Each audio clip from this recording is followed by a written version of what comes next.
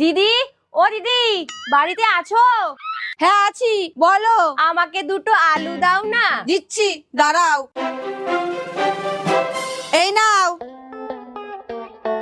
উমা ঠাকুরপো, তুমি এখানে? আমি তো দেখিনি। আলুর দিকে মন থাকলে কি করে দেখবে?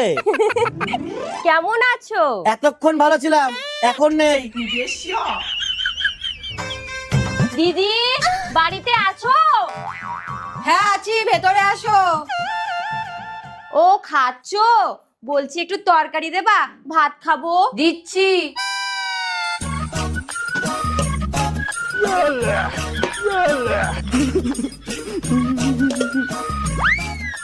ঠাকুরপো তো কথাই বলে না। আমি ভাত খাওয়ার সময় কথা বলি না। দিদি, হ্যাঁ বল।